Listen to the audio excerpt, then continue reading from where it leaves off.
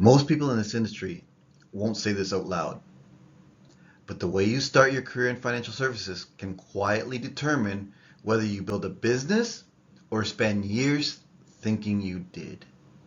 And that's uncomfortable because on the surface, everything looks the same. You hear advisors, you hear agency, you hear opportunity, and it all sounds like different paths to the same direction.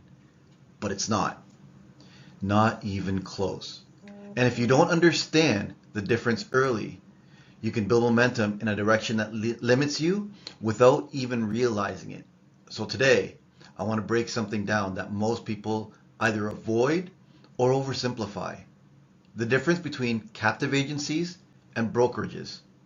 Not from a place of opinion, but from real structure, real experience, real impact on advisors, and more importantly, on clients. Because at the end of the day, this isn't just about how you get paid. This is about what you're actually able to deliver and whether the system you're in supports that or quietly restricts it. Welcome to Life Starts With You, where we are preparing for the unexpected. I'm Philip Villanueva of Advisors R Us, and we plan strong and live free. Now, let's get on to it.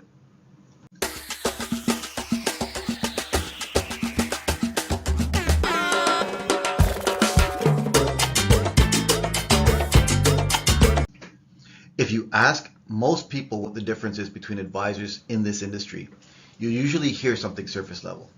One sells insurance, one helps with investments, one works for a company, one is independent, and that doesn't actually explain anything.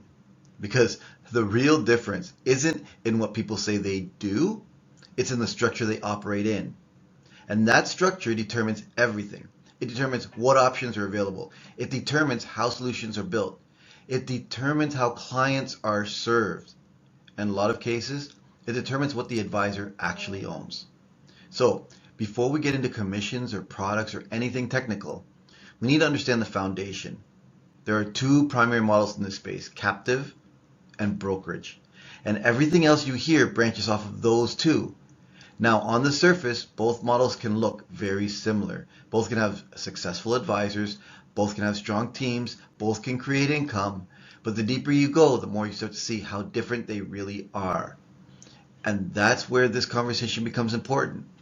Because once you understand this, you don't just see the industry differently, you start making decisions differently. Now, once you understand that there are two core structures in this industry, the next step is to really look at what a captive model actually is, not from a brochure perspective, but from a real world operational standpoint. Because on paper, a captive agency can look extremely appealing. You're aligned with a brand, you're given a system, you're given training, you're given direction. And a lot of people starting out, that structure feels like exactly what they need. There's clarity, there's guidance, there's a path, and there's nothing wrong with that. But here's where the conversation starts to shift. Because while structure can provide clarity, it can also create limitations. And that limitation isn't always obvious at the beginning. As a captive advisor, you're tied to a single provider. That means the products you offer are the products that company has approved. The strategies you use are the strategies that fit within that system. And the solutions you build are built from a single shelf of options. Now again, that doesn't mean those products are bad. It means that they are the only tools you're allowed to use.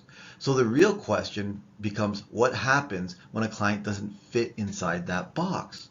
What happens when their solution calls for something slightly different? What happens when another provider may offer a better structure, better cost, or better long-term outcome? That's where the limitation becomes real, because now it's not about what's possible, it's about what's permitted. And that distinction matters more than most people realize.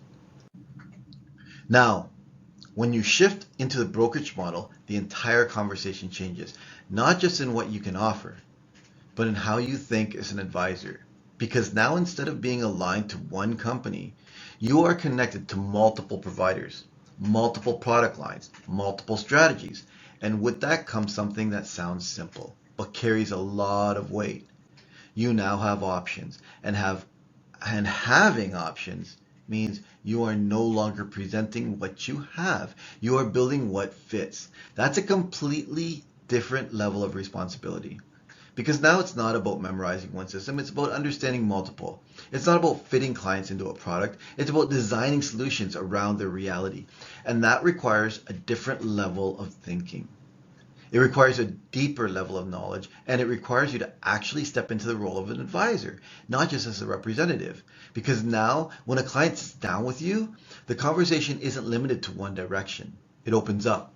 And when it opens up, the quality of advice changes, the flexibility changes, and ultimately, the value you bring to that client changes as well. Now let's move into something that doesn't always get discussed early on, but becomes extremely important over time. And that's ownership. Because when you start in this industry, most people are focused on income. How much can I make? How fast can I grow? What does the opportunity look like? And those are valid questions. But the deeper question is, what are you actually building?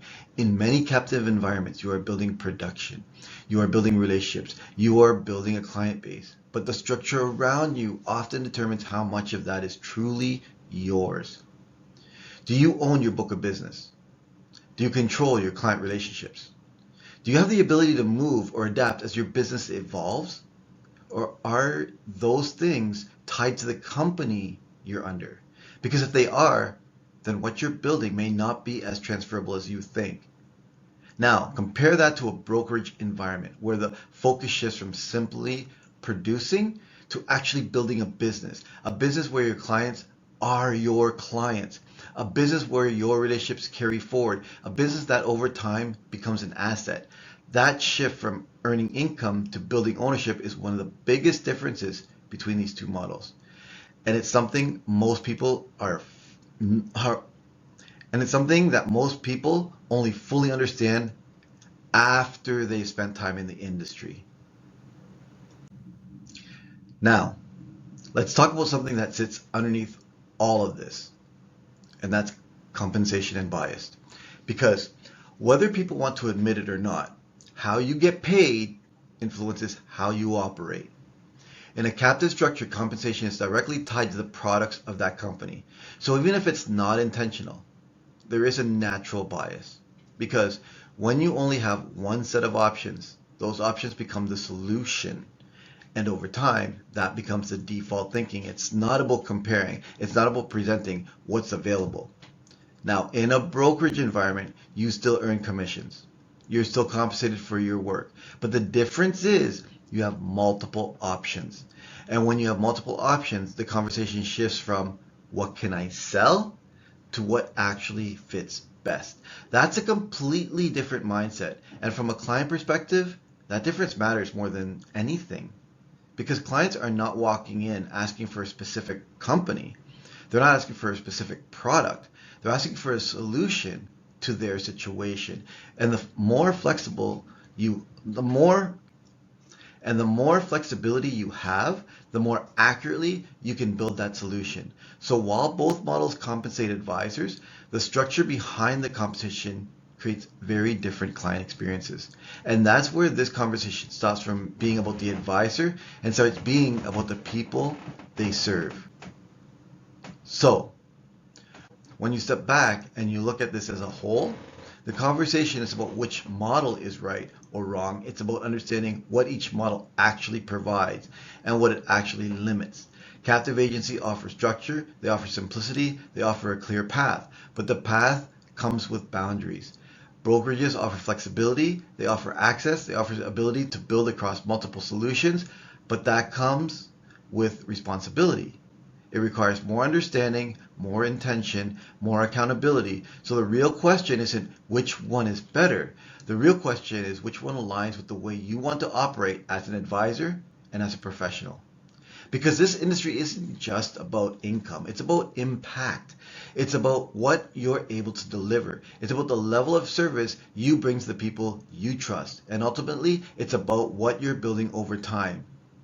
Is it just production or is it something you actually own? That's a question every advisor has to answer for themselves. Preparing for the unexpected. Plan strong, live free. I'm Philip Villanueva. Advisors are us. And this is Life Starts With You.